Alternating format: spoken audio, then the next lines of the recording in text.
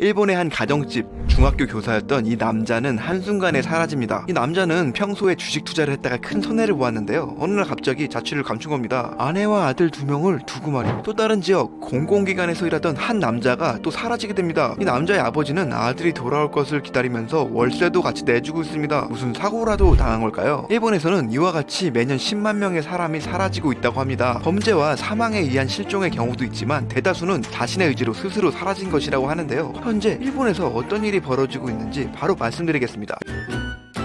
여기 인간증발이라는 책이 있는데요. 저자는 프랑스인 저널리스트 부부입니다. 저자 부부는 우연한 계기로 사회에서 스스로 사라지는 일본인들에 대한 이야기를 들었습니다. 호기심이 생긴 부부는 일본으로 와서 일본 전역을 돌아다니면서 취재를 하게 되는데요. 이 실종자들은 대부분 무언가에 실패한 사람들이었습니다. 입시, 사업에 실패하거나 빚을 지고 파산하거나 심지어 이혼 때문에 증발을 택한 사람도 있었습니다. 어떻게 이렇게 사라질 수가 있는 거냐고 그래. 아무도 모르게 사라질 수 있는 서비스가 있다고 합니다. 소위 밤이사라고 부르는 야반도주 비슷한 서비스가 있는 건데요. 단순히 집만 옮겨주는 일뿐만 아니라 새롭게 살 수 있는 신분과 좋지는 않지만 직업 속에서도 연결해줍니다. 새로운 신원을 제공하고 과거의 존재는 묻히도록 놔둡니다. 이 밤이사는 새로운 사업 아이템으로 자리 잡습니다. 관련 업체 사람들은 이 모든 것이 새 삶을 시작할 수 있도록 돕는 일이라고 믿고 있습니다. 아니, 실패한 건 알겠는데 갑자기 왜 이렇게 사라지는 거냐고 그래. 일본의 사회적 분위기와 일본 사람들의 의식 아래 깔린 이 문화 때문이라고 합니다. 여기서 저자는 일본 열도는 마치 압력솥 같다고 하는데요. 일본인들은 마치 약한 불 위에 올려진 압력솥 같은 사회에서 스트레스를 서서히 받고 있습니다. 그러다가 이 온도와 압력이 서서히 증가해서 도저히 견딜 수 없을 정도가 되면 수증기처럼 증발한다고 하네요. 이해가 잘 안 된다.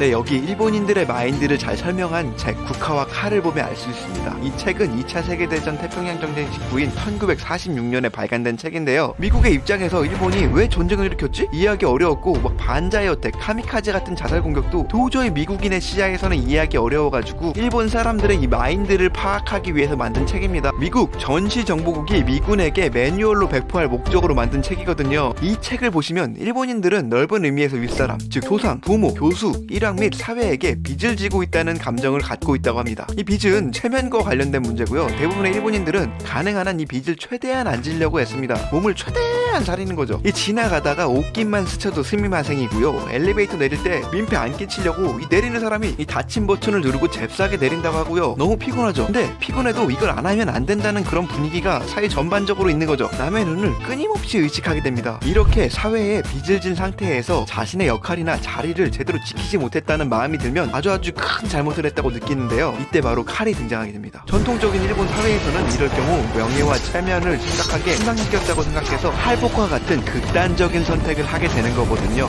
죽어서 명예와 체면을 지킨다고 생각하는 거죠. 근데 이거는 옛날에 뭐 사무라이 이야기 같은 옛날 이야기 아니냐고 그래. 네, 예전 문화입니다만 바로 이 예전 문화가 변화 없이 그냥 현대 사회에서도 이걸 이어서 답습하고 있는 겁니다. 일본이 2차 세계대전에도 졌지만 일왕도 그대로고 이 전반적인 사회의 틀이나 시스템을 그대로 유지한 채 오늘날이 된 거거든요. 이 말은 다시 말하면 국가 통치 시스템이나 행정력이 완전히 박살이 나거나 리셋 같은 게 돼야지 국민들의 마인드셋이 바뀌는데 그런 게 없었다는 거죠. 물론 오늘날의 경우 할복이나 스스로 생을 마감하는 행위에 대한 거부감이 커졌고 이에 대한 대체제가 몇 가지 생겼는데요. 바로 사회적인 자살을 하는 겁니다. 이런 증발의 경우 스스로 생을 마감하는 경우보다 4-5배가 많다고 하네요. 근데 증발 같은 것들이 자주 일어나냐? 난 처음 들어본다고 그래. 이게 일어나는 빈도에 비해 잘 알려지지 않았습니다. 왜냐면 일본인들은 그들 사회에서 살면서 그들의 치부나 열악한 점을 드러내기를 굉장히 꺼려하거든요. 이 책의 저자인 프랑스 부부도 일본인들을 만나면서 인터뷰 좀 하자고 하면은 굉장히 친절하고 협조적이랍니다. 근데 인간 실종에 대해서 말하면 다들 표정이 달라지며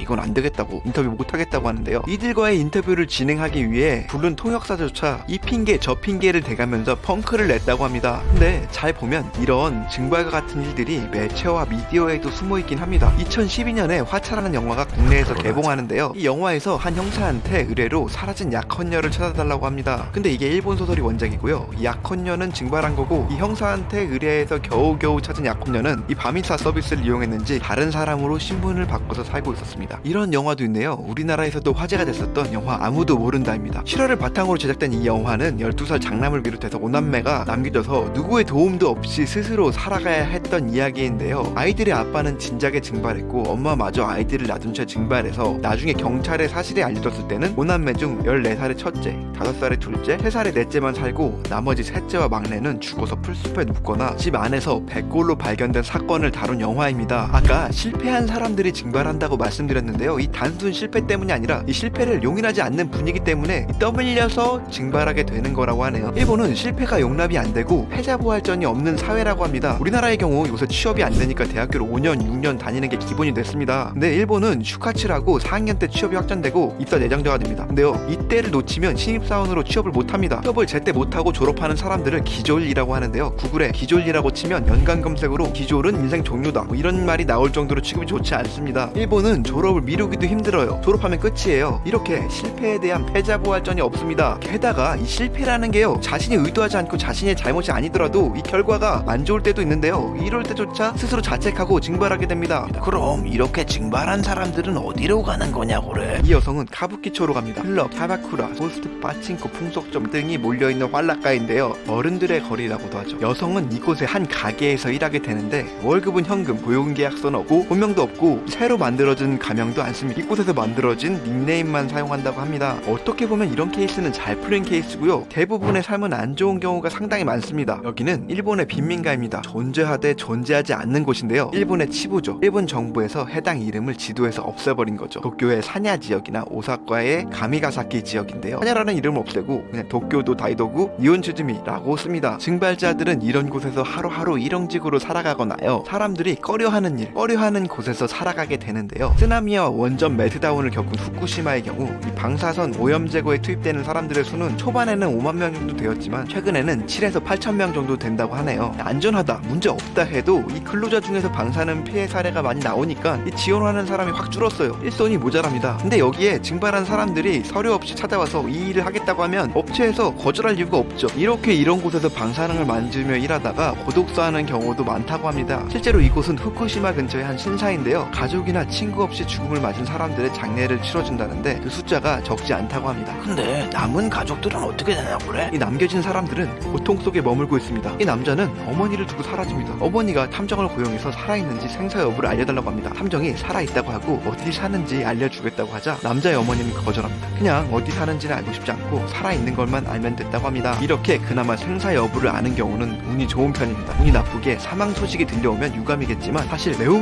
안 좋은 케이스는 죽었는지 살았는지 전혀 모를 때입니다. 이때 남겨진 가족들은 별의별 생각을 다 하게 되죠. 이런 생각 중 하나는 북한에 납치됐다입니다. 일본 정부가 공식적으로 인정한 납북자의 수는 모두 합쳐봤자 17명인데요. 하지만 이런 실종자 가족들은 수천 명의 사람들이 납북됐다고 믿고 있습니다. 실제로 납북된 것인지 스스로 증발해서 일본 어디가 살고 있는 건지 모르는 거죠. 애가 탑니다. 근데 이 증발로 인해서 남은 가족들을 인터뷰하면요, 울질 않습니다. 일본인들은 자기에게 닥친 불행 등을 표현하는 것조차 상대방에게 빛을 진다고 생각합니다. 장례식장에도 울질 않아요. 여기에서도 위에서 말한 국화와 꽃에 그런 문화가 깔려있는 거죠. 이처럼 일본의 인간 증발 문제는 꽤 큰 사회 문제고요. 가족에게 많은 납품을 남기는데요. 한국은 과연 어떨까요? 한국의 사회 문화적 현상들은 1에서 20년 전에 일본을 떠나가는 경우가 상당히 많습니다. 물론 한국이 일본보다 이런 체면이나 실패에 대해서 용납이 조금 더 사회적으로 관대한 편이긴 한데요. 하지만 사회가 구성원한테 주는 이 스트레스는 일본보다 적지 않다고 생각합니다. 뭐 생활 물가 지수, 행복 지수 이런 거 상당히 낮잖아요. 게다가 1인 가구의 증가로 굳이 증발하지 않아도 그냥 혼자 나서 살다가 그냥 자연스럽게 가족들과의 소식이 끊겨서 고독사를 하는 사람의 숫자가 매우 가파르게 우리나라도 올라가고 있는데요. 이거는 어떻게 보면 일본처럼 갑자기 증발하는 경우는 아니지만 서서히